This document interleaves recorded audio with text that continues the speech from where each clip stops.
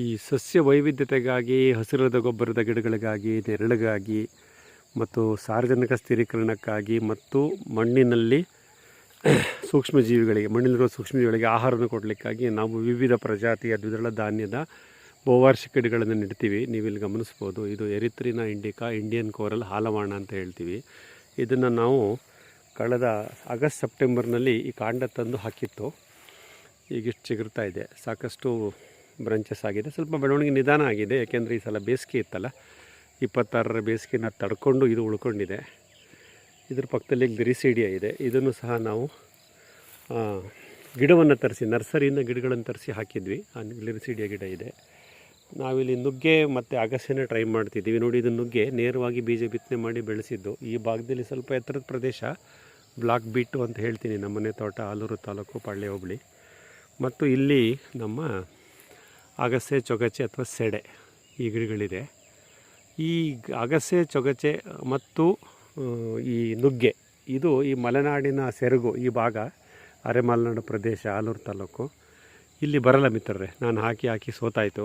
ಅದು ಇವಾಗ ಕೈ ಬಿಟ್ಬಿಟ್ಟಿದ್ದೀನಿ. ಇವಾಗ ಏನಿದ್ರು ಹಾಲವಾಣ ಮತ್ತು ಗ್ಲಿರಿಸೀಡಿಯಾದೇ ನಮ್ಮ ಇವಾಗ ಮುಖ್ಯ ಗುರಿ. ಇದು ನೋಡಿ, ಇದನ್ನು ನಾನು ಆಲ್ರೆಡಿ ಹೇಳ್ದಂಗೆ ಸೆಪ್ಟೆಂಬರ್ 20 ತಂದಂಥ ಹಾಲವಾಣದ ಕಡ್ಡಿ ಈ ಥರ ಚಿಗುರಿದೆ. ಈಗೇನು ಮಾಡಿದ್ದೀವಿ, ಜುಲೈ 2026 ಈ ರೀತಿ ಹಾಲವಾಣದ ಕಡ್ಡಿಗಳನ್ನು ತಂದಿದ್ದೀವಿ. ನೋಡಿ, ಇದು ದಷ್ಟಪುಷ್ಟವಾಗಿದೆ. ಇಲ್ಲಿ ಗಮನಿಸ್ಬೋದು, ಒಂದು ದಷ್ಟಪುಷ್ಟವಾದಂಥ ಹಾಲವಾಣ ಕಡ್ಡಿ. ಇದನ್ನು ನಾವು ಅರ್ಥಗರ್ನಲ್ಲಿ 4 ಇಂಚು ಗುಂಡಿಯನ್ನು ತೆಗೆದು, ಅಲ್ಲಿ 4 ಇಂಚು ಬಿಟ್ಟು ಹೊಸ ತೊಗೊಂಬಂದೆ ನಮ್ಮನೆ ಅರ್ಥಗರ್ಗೆ.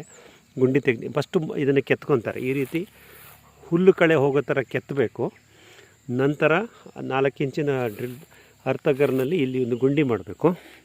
ಆಮೇಲೆ ಈ ಒಂದು ಹಾಲವಾಣ ದಷ್ಟಪುಷ್ಟವಾಗಿ ಬೆಳೆದಂತಹ, ಇದು ಹೆಚ್ಚು ಕಮ್ಮಿ ಒಂದು 6.5 ಅಡಿ ಕತ್ತರಿಸ್ಕೊತಾರೆ. 1.25 ಅಡಿ ಭೂಮಿ ಒಳಗಡೆ ಹೋಗಿರುತ್ತೆ. ಸೊ ಇದು ನಮ್ಮ ಒಂದು ನೋಸ್ ಲೆವೆಲ್ಗೆ 3.5 ಅಡಿ 4 ಅಡಿ ಹೈಟಲ್ಲಿ ಇದು ಬಂದಿರುತ್ತೆ. ಈ ರೀತಿ ಒಂದು ಅಸ್ಪಷ್ಟವಾದ ಹಾಲವಾಣ ಕಡ್ಡಿಯನ್ನು ಈ ಥರ ನೆಟ್ಟಿದ್ದಾರೆ. ನಂತರ ಇದಕ್ಕೆ ಈ ಮೇಲ್ಭಾಗ ಇಲ್ಲಿ ಕತ್ತರಿಸಿರ್ತಾರಲ್ಲ, ಇಲ್ಲಿ ನೀರು ಹೋಗಬಾರ್ದು ಮತ್ತು ಬಿಸಿಲು ಬೀಳಬಾರ್ದು. ಇದನ್ನು ಪೂರ್ವಾಭಿಮುಖವಾಗಿ, ನೋಡಿ, ಈಸ್ಟ್ ಫೇಸಿಂಗ್ ಅಂತೀವಿ, ಈ ಥರ ಪೂರ್ವಾಭಿಮುಖವಾಗಿ ಇದನ್ನು ಹಾಕಿದ್ದಾರೆ. ಇದಕ್ಕೆ ನೀರು ಹೋಗಬಾರ್ದು ಮತ್ತು ಬಿಸಿಲಲ್ಲಿ ಇದು ಒಣಗಬಾರ್ದು ಅನ್ನೋ ಉದ್ದೇಶಕ್ಕೆ ಈ ಥರದ್ದೊಂದು ಪ್ಲಾಸ್ಟಿಕ್ ಕವರ್ ಹಾಕಿ ಇದಕ್ಕೆ ಒಂದು ರಬ್ಬರ್ ಬ್ಯಾಂಡ್ ಹಾಕಿರ್ತೀವಿ. ನೋಡಿ, ಗಮನಿಸ್ಬೋದು. ಇದನ್ನು ಹಾಕಿರೋದ್ರಿಂದ ಏನಾಗುತ್ತೆ, ಈ ಭಾಗದಲ್ಲಿ ಯಾವುದೇ ರೀತಿ ಡ್ಯಾಮೇಜ್ ಆಗೋಲ್ಲ. ಆಮೇಲೆ ಇಲ್ಲೆಲ್ಲ ನಮಗೆ ಬ್ರಾಂಚಸ್ಗಳು, ಮೊಳಕೆಗಳು ಬರಲಿಕ್ಕೆ ಶುರು. ಈ ಕಣ್ಣುಗಳಿದೆಯಲ್ಲ, ಈ ಕಣ್ಣುಗಳನ್ನು ಗಮನಿಸಿ. ಇಲ್ಲಿ ಈ ಕಣ್ಣುಗಳಲ್ಲಿ ನಮಗೆ ಇದು ಬ್ರಾಂಚಸ್ ಬರೋಕ್ಕೆ ಶುರುವಾಗುತ್ತೆ. ಕೇವಲ ಒಂದು 3 ರಿಂದ 4 ವಾರದಲ್ಲಿ ನೋಡಿ, ಇದು ನಮ್ಮ ಸೆಪ್ಟೆಂಬರ್ 25 ಬ್ಯಾಚಲ್ಲಿ ಬಂದಿದೆಯಲ್ಲ, ಈ ರೀತಿ ಬ್ರಾಂಚ್ಗಳು ಈ ನಮ್ಮ ಹೊಸ ಹಾಲವಾಣದ ಕಡ್ಡಿನಲ್ಲೂ ಸಹ ಬರುತ್ತೆ. ಈ ರೀತಿ ಮಾಡೋದ್ರಿಂದ ನಾವು ಸಾಕಷ್ಟು ಸಂಖ್ಯೆಯಲ್ಲಿ ಈ ಸಂಗಾತಿ ಗಿಡವಾದಂತಹ ಹಾಲವಾಣ ಅಥವಾ ಇಂಡಿಯನ್ ಕೋರಲ್ ಅಥವಾ ಎರಿತ್ರಿನಾ ಇದನ್ನು ನಾವು ಬೆಳೆಸ್ಬೋದು.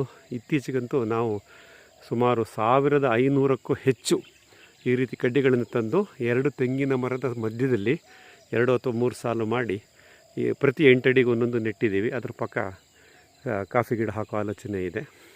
ಈ ರೀತಿ ಬಯೋಮಾಸ್ ಪ್ಲ್ಯಾಂಟ್ಸ್ ಅಂತೀವಿ. ಈ ಸಾವಯವ ದ್ರವ್ಯಗಳನ್ನು ಸೃಷ್ಟಿ ಮಾಡ್ತಕ್ಕಂಥ ಗಿಡಗಳನ್ನು ನಾವು ಸಾಕಷ್ಟು ಸಂಖ್ಯೆಯಲ್ಲಿ ಹಾಕೋಬೇಕು.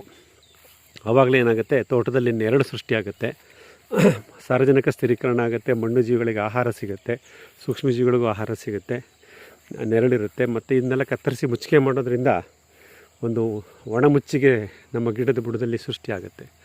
ಹೀಗೆ ಪ್ರತಿ ಬ್ಲಾಕಿನ ಬಾರ್ಡ್ರ್ಗಳಲ್ಲಿ, ಬದುಗಳಲ್ಲಿ ಈ ರೀತಿ ಆವರ್ತನ ರೀತಿಯಲ್ಲಿ ನೋಡಿ, ಇಲ್ಲಿ ಗಮನಿಸ್ಬೋದು. ಆವರ್ತನ ರೀತಿಯಲ್ಲಿದೆ ಹಾಲವಾಣ, ನಂತರ ಗ್ಲಿರಿಸೀಡಿಯಾ ಮತ್ತು ಹಾಲವಾಣ ಮತ್ತು ಗ್ಲಿರಿಸೀಡಿಯಾ. ಈ ರೀತಿ ನಾವು ಆವರ್ತನ ರೀತಿಯಲ್ಲಿ ಹಾಕ್ಕೊಂಡು ಬರ್ತಾ ಇದ್ದೀವಿ. ಈ ಥರ ಮಾಡೋದ್ರಿಂದ ಸಾಕಷ್ಟು ಸಂಖ್ಯೆಯ ವೈವಿಧ್ಯಮಯ ದ್ವಿದಳ ಧಾನ್ಯ ಸಸ್ಯಗಳನ್ನು ನೆರಳಿಗಾಗಿ, ಗೊಬ್ಬರಕ್ಕಾಗಿ, ಮಣ್ಣಿನ ಅಭಿವೃದ್ಧಿಗಾಗಿ ನಾವು ಮಾಡಬೇಕು. ಇದರಿಂದ ನಮ್ಮ ಮುಖ್ಯ ಬೆಳೆ ತೆಂಗಿಗೆ ದೀರ್ಘಾವಧಿ ಪರಿಣಾಮ ಆಗುತ್ತೆ ಅಂತ ಹೇಳ್ತಾ ಈ ವಿಡಿಯೋನಲ್ಲಿ ಮುಗಿಸ್ತಾ ಇದ್ದೀನಿ. ಸಾಕಷ್ಟು ಮಾಹಿತಿನ ನಾವು ಈ ರೀತಿ ಕಲಿತಾ ಹೋಗೋಣ. ಜೋಡಿಸ್ಕೊಂಡಿರಿ. ಧನ್ಯವಾದಗಳು.